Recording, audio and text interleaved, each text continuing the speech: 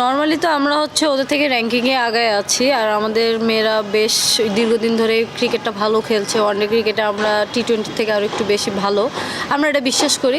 এবং আইরিশদের সঙ্গে আমাদের যদি ওয়ানডে ক্রিকেটের রেকর্ডটা দেখেন, এটা হচ্ছে অনেকটাই বেশ ভালো।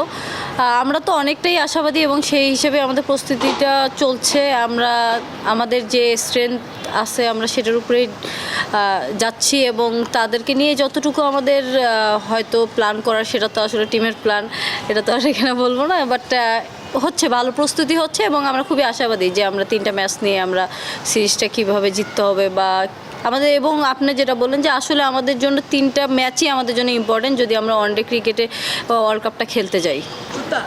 আপনি তো দলে বেশ কয়েকজন, আপনিও অনেকদিন পর দলে ফিরেছেন এবং আপনি সহ বেশ কয়েকজনই দলে ফিরেছে। তো এই যে দলের একটা নতুনদের সঙ্গে পুরানোদের একটা কম্বিনেশন, এই কম্বিনেশনটা আপনাদেরকে কতটা কনফিডেন্স তৈরি করে দিচ্ছে? মানে আপনাদের বোঝাপড়াটাই বা কেমন তৈরি করছে? আসলে মাঠে তো সবাই বোঝাপড়াটা তো আমরা একসঙ্গেই খেলছি, এনসিএল খেলছি, প্রিমিয়ার লিগ খেলছি, সবাই দীর্ঘদিন ধরে ক্রিকেট খেলছি। হয়তো ন্যাশনাল টিমে আমরা সবাই সবসময় খেলা হয় না, পারফরমেন্স বেসিসে আসলে খেলা হয়, যখন যার সুযোগটা হয় সে খেলে। এটা যদি বলেন যে জুনিয়র সিনিয়র, আমি আসলে মাঠে আমার কাছে এটা ফ্যাক্ট না। আমরা আসলে যখন খেলি তখন অ্যাজ এ ক্রিকেটার খেলি, তো যে সিনিয়র তার জন্য অ্যাডভান্টেজ যে সে যখন উইকেটে থাকে সে হয়তো জুনিয়রটাকে ওইভাবে সে কিছুটা আগায় ফেলতে পারে, এবং জুনিয়রটা আবার হচ্ছে যে আসে সে হয়তো ফেয়ারলেস ক্রিকেট খেলতে পারে। দুটো মিলেই ভালো আমার কাছে মনে হয় যে সবাই তো আসলে পারফর্ম করে আসছে। একটা জুনিয়র যখন আসে সে এত কুইক যখন টিমে ঢোকে সে তো পারফর্ম করেই ঢোকে। তো পারফরমেন্সটাই আসলে মেইন, এবং পারফরমেন্সটাই আসলে টিমকে বুস্ট আপ করে।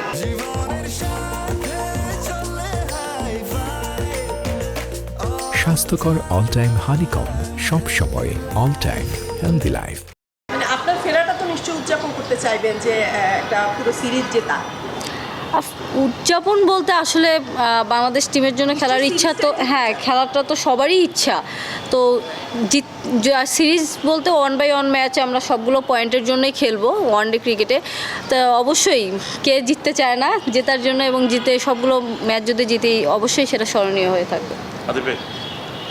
আপনাদের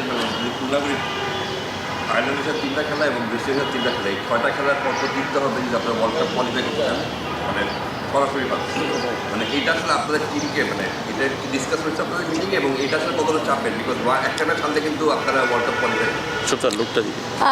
এটা প্রত্যেকটা ম্যাচেই তো চাপের। আপনি যদি একটা ম্যাচ হেরে যান, আপনি হয়তো ওয়াশ আউট করতে পারবেন না। 2টা ম্যাচ হেরে গেলে সিরিজ জিততে পারবেন না। আসলে প্রত্যেকটা ম্যাচই ক্রিকেটের চাপ।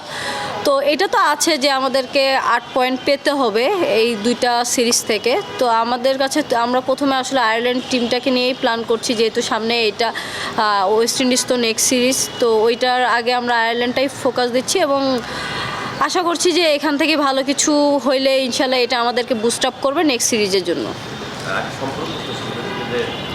আপনি তো ব্যাটিংয়ে আসলে কী কাজ করছেন লাস্ট এমসিএলের ধারাবাহিক, মানে ব্যাটিংয়ের কাজটা কি, মানে এখন স্পেসিফিক কোনো কাজ করছেন? মানে হ্যাঁ, ব্যাটিংয়ে আসলে কাজ করার তো অনেকগুলো জায়গায় আছে, তো সেখানে আমি সিঙ্গেলটার উপরে অনেক বেশি ফোকাস দিয়েছি। কারণ সিঙ্গেলটা খেলতে পারলে আসলে দেখা গেছে রোটেটটা করা যায়। পাওয়ার হিটিংটাতে তো আমরা এখনও অতটা ভালো না, সবাই পিছিয়ে আছি। সিঙ্গেলের সঙ্গে সঙ্গে পাওয়ার হিটিংটাও আস্তে আস্তে ফোকাস দিচ্ছি, যে আস্তে আস্তে যেন এটা ডেভেলপ করতে পারি, এবং যে স্ট্রাইক রোটেটটাই আসলে আমার কাছে ফোকাস ছিল বেশি। ব্যাটিং নিয়ে কথা বলছেন, পারফরমেন্স ভালো হচ্ছে, আপনার সাথে মোহাম্মদ সালাউদ্দিনের অ্যাটাচমেন্টটাও ভালো। আপনি মাঝখানে তার অধীনে তার সাথে কাজ করেছেন অনেক লম্বা সময়, সে কারণে তার ইনপুটটা এখানে কতটুকু আছে? পাশাপাশি আরেকটা প্রশ্ন থাকবে যে সে ন্যাশনাল টিমের সিনিয়র ছেলেদের ন্যাশনাল টিমের সিনিয়র সহকারী কোচ হিসেবে দায়িত্ব পেয়েছেন, সেটা কতটুকু আসলে বাংলাদেশের ক্রিকেটের জন্য পজিটিভ থাকে? 2টা প্রশ্ন। প্রথমত যেটা আপনি বললেন আমারটা নিয়ে, যে আসলে আমি বেশ অনেক বছর ধরেই তার সঙ্গে কাজ করছি, হয়তো সবসময় রেজাল্টটা আসে না, বাট এখন যে আমি আমার যে ওয়ার্ক এথিক্স এটা একটু চেঞ্জ করেছি, স্যার যেটা আমাকে চেঞ্জ করাইছে, এটা হয়তো শুরুতে অনেক বছর আমি ক্রিকেট খেলে ফেলেছিলাম, শুরুতে আমাকে অ্যাডপ্ট করাটা খুব ডিফিকাল্ট ছিল, যে হয়তো মেনে নেওয়াটা কষ্টকর ছিল, বাট এখন যেমন আমার আন্ডারস্ট্যান্ডিং লেভেলটা আগের থেকে বেটার হয়েছে এবং ওয়ার্ক এথিক্সটা চেঞ্জ হয়েছে, আমার এটাই আসলে আমার খেলাটাকে সহজ করে দিয়েছে এবং স্যারের অবশ্যই সে যে লেভেলের কোচ এবং যে ধরনের চিন্তাধারা তার কোচিং কেরিয়ার নিয়ে এবং অন দ্য ফিল্ডে তার যে ধরনের অ্যাক্টিভিটিস, এটা তো অবশ্যই বাংলাদেশ ক্রিকেটের জন্য এবং আমাদের সবার জন্যই একটা সুখবর এবং সে যে কাজ করছে এটা আমাদের জন্য আসলেই কল্যাণকর। তা আমি একটু মানে আলাদাভাবে একটু জানতে চাচ্ছি যে আপনারা মেয়েদের ক্রিকেটটা এগিয়ে গেছে, এটা অনেক দিন ধরেই আমরা দেখছি ধারাবাহিক।